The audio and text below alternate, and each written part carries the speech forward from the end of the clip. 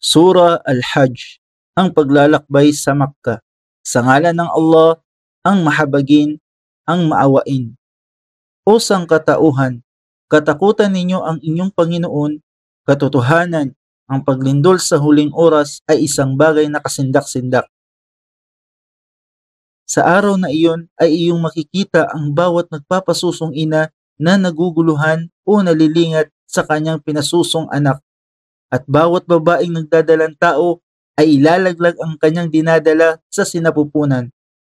At iyong makikita ang mga tao na wari bang lasing, samantalang sila ay hindi lasing, sapagkat ang parusa ng Allah ay sadyang matindi.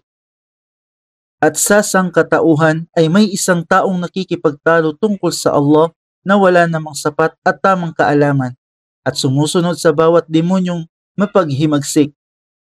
Itinakda para sa kanya sa bawat demonyo na sino man ang sumunod sa kanya, siya ay kanyang ililigaw at siya ay kanyang aakayin tungo sa parusa na naglalagablab na apoy.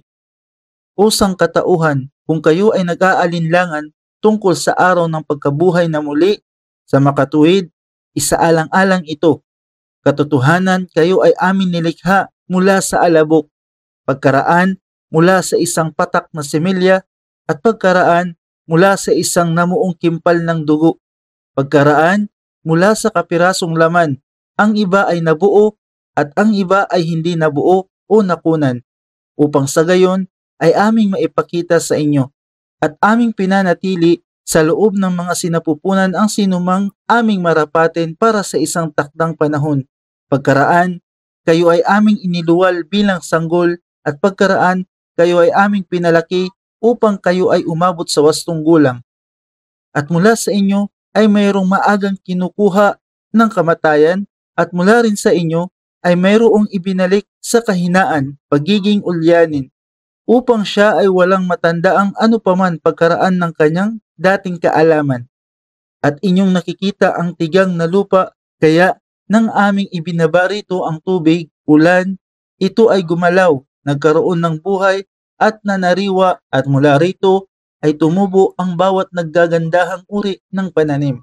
Iyan ay sa dahilang ang Allah ay siyang katotohanan at sapagkat siya ang naggagawad ng buhay sa patay at katotohanang siya ang may kakayahang gawin ang lahat ng bagay. At upang kanilang malaman na ang oras ay darating, walang alinlangan tungkol dito at tunay ngang bubuhayin muli ng Allah ang mga nasa libingan. At sa sangkatauhan ay may isang nakikipagtalo tungkol sa Allah na wala namang sapat at tamang kaalaman o patnubay o isang aklat na nagbibigay liwanag mula sa Allah. Binabaling ang kanyang lieg sa pagmamalaki upang mailigaw ang mga tao mula sa landas ng Allah. Nakalaan para sa kanya ang kahihiyan sa mundong ito at sa araw ng pagkabuhay na muli ay aming ipalalasap sa kanya ang parusa ng nagliliyab na apoy. Iyan ay sanhi ng anumang ginawa ng iyong mga kamay at sapagkat ang Allah ay hindi kailanman naging di makatarungan sa kanyang mga alipin. At sa sangkatauhan ay may sumasamba sa Allah na nasa bingit kapag siya ay datnan ng kabutihan, siya ay nagiging panatag sa pamamagitan nito. Ngunit kapag siya ay datnan ng pagsubok, kanyang ibinabaling ang mukha sa ibang dako. Sanhi nito, siya ay nawalan sa mundong ito at sa kabilang buhay. Iyan ang tanda ng hayag na kawalan. Bukod sa Allah, siya ay nanalangin sa iba na hindi nakakapinsala at hindi nakakabuti sa kanya. Iyan ang tanda ng malubhang kamalian. Siya ay nanalangin sa isang higit na malapit sa pinsala kaysa kanyang kabutihan. Sadyang napakasamang tagapagtanggol at napakasamang kasamahan. Katotohanan, papapasukin ng Allah yaong mga naniniwala at gumagawa ng mga gawaing matuwid sa mga hardin na sa ilalim nito ay may mga ilog na umaagos. Katotohanan, ang Allah ay gumagawa ng anumang kanyang hinahangad. Sino man ang mag-aakalang siya, si Muhammad, ay hindi tutulungan ng Allah sa mundong ito at sa kabilang buhay, hayaan siyang magtali ng lubid sa kisame. Pagkaraan ay pugtuin ang kanyang hininga at hayaan niyang matunghayan ito. Ang pagsisikap ba niya ay makapapawi sa anumang ipinagpupuyos ng kanyang galit? At ganyan namin ibinaba o ipinahayag ito ang Quran bilang kapahayagang may malinaw na katibayan. At katotohanan, ang Allah ay nagpapatnubay sa sinumang kanyang hinahangad. Katotohanan, yaong mga naniwala at yaong mga Hudyo at mga Sabiyano at mga Kristiyano at mga Magyan at yaong mga nagtatambal sa iba bukod sa Allah, ang Allah ay maghahatol sa kanilang pagitan sa araw ng pagkabuhay na muli. Katotohanan, ang Allah ay saksi sa lahat ng bagay.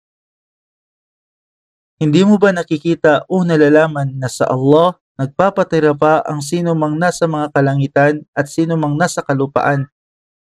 At ang araw, ang buwan, at ang mga bituin, at ang mga bundok, at ang mga punong kahoy, at ang bawat nilikhang gumagala, at ang nakararami sa tao? Hindi mo ba nakikita o nalalaman na sa Allah nagpapatira pa ang sino mang nasa kalangitan at sino mang nasa kalupaan? At ang araw, at ang buwan, at ang mga bituin, at ang mga bundok, at ang mga punong kahoy, at ang bawat nilikhang gumagala, at ang nakararami sa tao? Ngunit, sa nakararaming tao na tumatangging magpatira pa sa kanya, ang parusa ay naging marapat o makatuwiran, at sino mang bigyan ng Allah ng kahihiyan, walang sino man ang makapagbibigay sa kanya ng karangalan. At katotohanan, ang Allah ay gumagawa ng anumang kanyang nais. Ito ang dalawang magkaaway na nagtatalo tungkol sa kanilang Panginoon. Kaya, yaong mga di naniwala ay magkakaroon ng tinabas na damit mula sa apoy. Sa kanilang ulo ay ibubuhos ang kumukulong tubig. Sa pamamagitan nito ay lulusawin ang anumang nasa loob ng kanilang mga tiyan at ng kanilang mga balat. Para sa kanila ay mga nakasimang bakal upang sila ay hampasin at wakwakin. Sa bawat sandali na sila ay naghahangad lumabas dito sa impyerno mula sa dusa, sila ay ibabalik doon at ito ang sasabihin sa kanila, lasapin ninyo ang hapdi ng parusang nakakasunog. Katotohanan, papapasukin ng Allah yaong mga naniniwala at gumagawa ng mga gawaing matuwid sa mga hardin na sa ilalim nito ay may mga ilog na umaagos. Sila ay gagayakan doon ng mga pulseras na ginto at perlas at ang kanilang mga kasuotan doon ay yari sa mga mararangyang disenyo ng sutla. At sila ay napatnubayan sa mundong ito tungo sa mabubuting pananalita at sila ay napatnubayan sa landas na ipinagkakapuri. Katotohanan, yaong mga di naniwala at humadlang sa mga tao mula sa landas ng Allah at sa pagtungo sa Al-Masjid Al-Haram sa Makkah na aming ginawa para sa lahat ng tao, magkakapantay ang mga taong naninirahan dito at ang mga taong mula sa labas. At gayunman, ang sino mang maglayon ng isang gawain ng paglihis sa relihiyon dito o ng kamalian, aming ipalalasap sa kanya ang isang mahapding parusa. At alalahanin ng aming italaga kay Abraham ang pook ng sagradong bahay, Kaaba, nagsasabing, huwag magtambal sa akin ng anuman at gawing dalisay ang aking bahay para sa mga nagsisiikot dito at yaong mga nagsisitayo sa pagdarasal at yaong mga nagsisiyuko at mga nagpapatira pa at ipanawagan mo sa sangkatauhan ang kahalagahan ng Hajj. Sila ay darating sa iyong nakayapak at nakasakay sa bawat kamelyo at sila ay magsisirating mula sa bawat matatarik at malalayong daan upang kanilang saksihan ang mga kabutihan para sa kanila at upang kanilang banggitin ang ngalan ng Allah sa mga takdang araw para sa anumang mga hayop na kanyang ipinagkaloob bilang panustos sa kanila. Kaya kayo ay magsikain mula sa mga ito at magpakain sa mga naghihikahos at mga dukha. Pagkaraan, hayaan silang buuin ang kanilang mga ritual ng Hajj at tuparin ang kanilang mga panata at magsagawa ng pag-ikot sa palibot ng lumang bahay, Kaaba. Iyan ay ipinag-utos at sino mang dumakila sa mga sagradong alituntunin ng Allah, ito ay pinakamabuti para sa kanya sa paningin ng kanyang Panginoon at ipinahintulot sa inyo bilang pagkain ay ang mga pinapastulang hayop sa kawan ng bakahan, maliban sa anumang binanggit sa inyo. Kaya inyong layuan ang dungis ng mga Diyos-Diyosan at inyong iwasan ang pananalitang walang katotohanan, pagsaksi ng walang katotohanan. Hunafa Allah, mga tuwirang sumasamba sa Allah nang walang pagtatambal ng ano paman sa Kanya. At sino man ang magtatambal sa Allah, ito ay waribang siya ay nahulog mula sa langit at siya ay dinagit ng mga ibon at siya ay pinadpad ng hangin sa malayong liblib na puok. Iyan nga iyon. At sino man ang dumakila sa mga sagisag o ritual ng Allah, katotohanan, ito ay nagmula sa kabanalan o kalinisan ng mga puso. Para sa inyo rito sa mga hayop bilang alay ay mga pakinabang habang sa naitakdang panahon. Magkagayon, ang puok ng pag-aalay, pagkatay ay sa lumang bahay. At sa bawat pamayanan, kami ay gumawa ng isang ritual ng pagkatay upang kanilang banggitin ang ngalan ng Allah sa anumang kakataying hayop na kanyang ipinagkaloob bilang panustos para sa kanila, sapagkat ang inyong Diyos ay isang Diyos ang Allah, kaya kayo ay tumalima sa Kanya. At ikaw, O Muhammad, ay magbigay ng magandang balita sa mga mapagkumbaba sa harap ng kanilang Panginoon. Yaong kapag ang Allah ay nagbanggit, ang kanilang mga puso ay nanginginig sa takot at sila ay mga matiisin sa anumang sakit na idinulot sa kanila at nagsasagawa ng pagdarasal at gumugugol mula sa anumang panustos na aming ipinagkaloob sa kanila. At ang mga kamelyo at kawan ng mga bakahan, aming ginawa ang mga ito para sa inyo bilang sagisag ritual ng Allah. Mula rito ay may nakalaang kabutihan para sa inyo at inyong banggitin ang ngalan ng Allah sa mga tao habang kinakatay ng nakatayo. At kapag ang mga ito ay wala ng buhay, nakahandusay sa kanilang tagiliran, sa makatuwid, magsikain kayo sa mga ito at magpakain sa mga dukha na hindi humihingi at sa mga pulubi.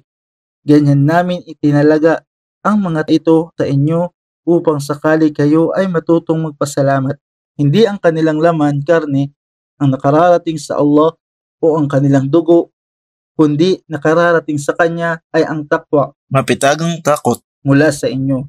Ganyan namin itinalaga para sa inyo ang mga ito upang sakali ay inyong dakilain ang Allah para sa anumang Kanyang ipinatnubay sa inyo at magbigay ng magandang balita sa mga mapaggawa ng kabutihan.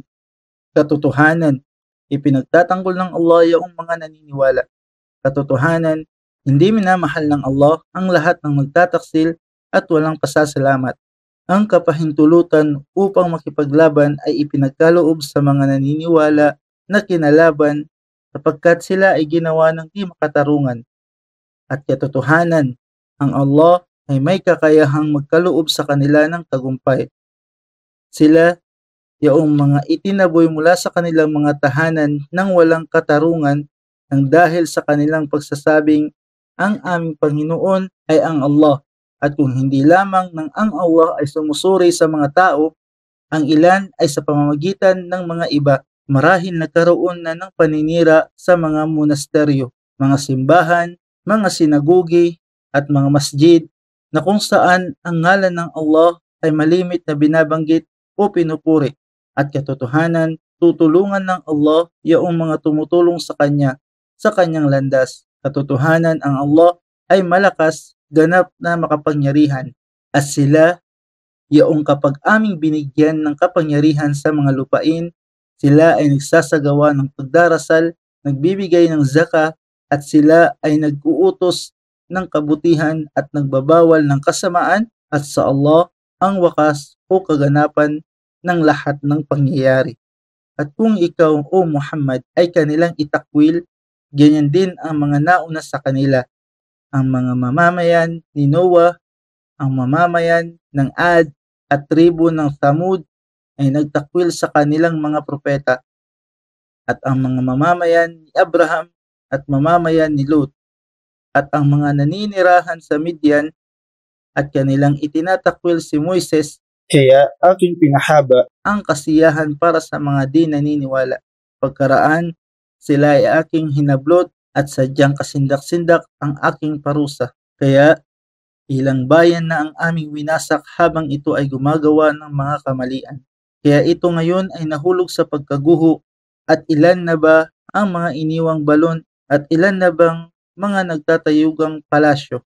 Kaya hindi ba sila magsisilakbay sa mga lupain upang sila ay magkaroon ng mga pusong kanilang iunawa o mga taingang kanilang ipinantinig sa katotohanan. Hindi ang mga mata ang nabubulag, kundi ang nabubulag ay ang mga pusong nasa mga dibdib at sila ay humihiling sa inyo na madaliin ang parusa. Ngunit kailanman ang Allah ay hindi sumisira sa kanyang pangako. At katotohanan, ang isang araw sa inyong Panginoon ay katumbas ng 1,000 taon ng inyong pagbibilang. At ilang bayan na bang aking pinahaba ang kasiyahan habang ito ay gumagawa ng kamalian? Pagkaraan, ito ay aking hinablot at sa akin ang huling patutunguhan ng lahat. Sabihin o sangkatauhan, ako ay isang malinaw na tagapagbabala para sa inyo. Kaya, yaong mga naniniwala at gumagawa ng mga gawaing matuwid sa kanila ay may kapatawaran at marangal na panustos. Ngunit, yaong mga nagsikap laban sa aming ayat, kapahayagan, hinahanap ang paraan upang biguin sila yaong mga maninirahan sa apoy ng impyerno. At hindi kami nagpadala ng sugo o propeta na una sa inyo maliban na kapag siya ay nagsalita o bumigkas. Ito ay hinahagisan ng Satanas ng ilang di pagkakaunawaan. Ngunit, pinapawi ng Allah ang anumang inihagis ng Satanas dito. Pagkaraan ay ginagawang ganap na malinaw ng Allah ang kanyang mga ayat kapahayagan at ang Allah ay maalam, tigib ng karunungan. Ganyan nga upang kanyang gawin ang anumang inihagis, inudyok ng Satanas bilang isang pagsubok para sa mga taong ang puso ay may sakit ng pagkukunwari at para sa kanila na may matitigas na puso. At katotohanan, ang mga mapaggawa ng kamalian ay nasa masidhing pagsasalungatan at upang sa gayon ay mapag-alaman niya ang mga pinagkalooban ng kaalaman na ito ang katotohanan mula sa iyong Panginoon. At sa gayon, ito ay kanilang paniniwalaan at ang kanilang puso ay magpapakumbabang tatalima roon. At katotohanan, ang Allah ang siyang patnubay niyaong mga naniwala sa matuwid na landas.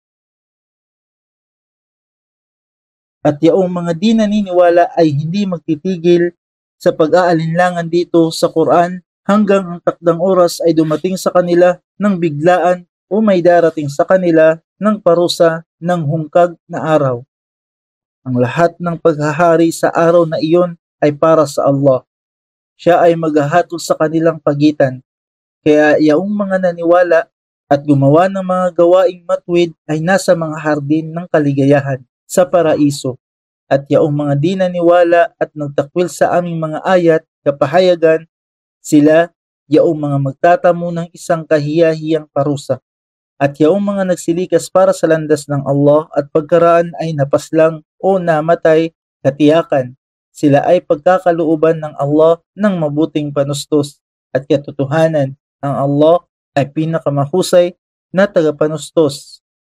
Katiyakang sila ay kanyang tutulutang pumasok sa pinto ang kanilang ikagagalak at katotohanan ang Allah ay maalam, mapagparaya. Iyan nga iyon at sino man ang gumantay sa kawalang katarungang katumbas ng ano pa mang ginawa sa kanya at pagkaraan ay muling ginantihan ng di makatarungan, katiyakan, siya ay tutulungan ng Allah. Katotohanan, ang Allah ay mapagpaumanhin, mapagpatawad. Iyan ay sapagkat pinangyayari ng Allah na ang gabi ay pumasok sa araw at kanyang pinagyayaring ang araw ay pumasok sa gabi. At katotohanan ang Allah ay lubos na nakaririnig, lubos na nakakikita. Iyan ay sapagkat ang Allah, siya ang katotohanan at anumang kanilang tinatawagan, dinadalanginan bukod sa kanya ay kabulaanan at sapagkat ang Allah ay kataas-taasan ang dakila. Hindi mo ba nakikita na ang Allah ay nagpababa ng tubig ulan mula sa langit kaya sa pamamagitan nito ang kalupaan ay naging luntian? Katotohanan, ang Allah ay mahinahon at ganap na nakatatalos. Sa Kanya ang pagmamayari ng anumang nasa kalangitan at anumang nasa kalupaan, at katotohanan, ang Allah ang mayaman, ang kapuri-puri. Hindi mo ba nakikita na itinalaga ng Allah sa inyo ang anumang nasa kalupaan at ang sasakyang dagat na naglalayag sa dagat sa pamamagitan ng kanyang kautusan? At kanyang pinipigil ang kalangitan mula sa pagbagsak ng lupa maliban sa kanyang kapahintulutan. Katotohanan, ang Allah ay mabait at maawain sa sangkatauhan. At siya ang naggawad sa inyo ng buhay, pagkaraan, kayo ay kanyang dudulutan ng kamatayan, at pagkaraan ay muling bubuhayin. Katotohanan, ang tao ay walang pasasalamat. Sa bawat pamayanan, aming ginagawa ang mga ritual ng kanilang isinasagawa. Kaya, huwag mo silang mga pagano hayaang makipagtalo sa iyo sa gayong bagay bagkus sila ay iyong anyayahin tungo sa iyong Panginoon. Katotohanan, ikaw, O Muhammad, ay nasa matuwid na patnubay. At kung sila ay makipagtalo sa iyo sa makatuwid, sabihin, ang Allah ay lubos na nakababatid sa anumang inyong ginagawa. Ang Allah ay maghahatol sa pagitan ninyo sa araw ng pagkabuhay na muli hinggil sa alinmang inyong laging ipinagkakaiba. Hindi mo ba nalalaman na nababatid ng Allah ang anumang nasa kalangitan at kalupaan? Katotohanan, iyan ay nasa talaan. Katotohanan, iyan ay sadyang madali para sa Allah. At sila ay sumasamba sa iba bukod sa Allah na wala naman siyang ibinabang batayan hinggil dito. At wala rin naman silang kaalaman dito. At para sa mga mapaggawa ng kamalian, sa kanila ay walang makatutulong. At kapag ang aming mga ayat, kapahayagan ay binigkas sa kanila bilang malilinaw na katibayan, iyong mababanaag sa mga mukha niyaong mga di naniniwala ang pagtutol. Sila ay halos nasa bingit ng pagdaluhong sa mga bumibigkas sa kanila sa aming mga ayat, kapahayagan. Sabihin, nais ba ninyong ipagbigay alam ko sa inyo ang anumang kasamaang nakahihigit kaysa riyan?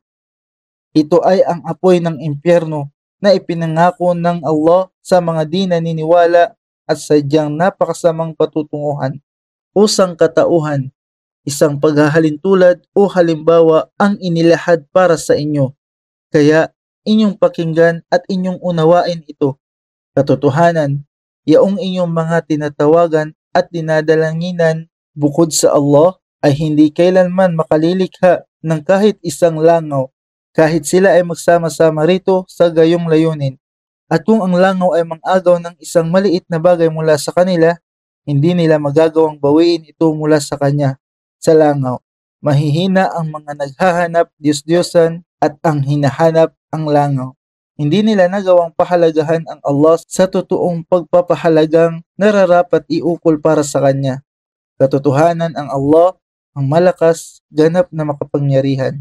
Ang Allah ay pumipili ng mga sugo mula sa mga anghel at pumipili rin mula sa mga tao. Katotohanan, ang Allah ay lubos na nakaririnig, lubos na nakakikita.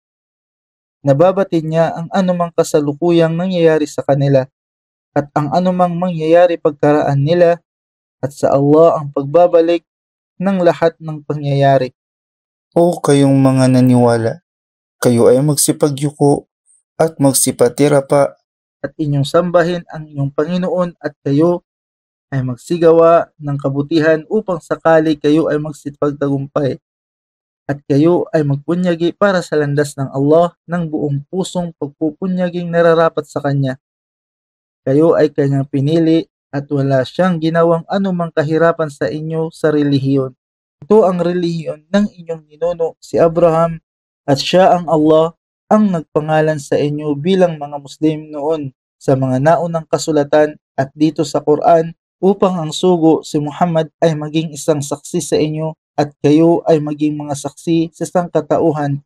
Kaya kayo ay magsagawa ng pagdarasal, magbigay ng kawang gawa, zakat, at tumangan ng mahigpit sa relihiyon ng Allah.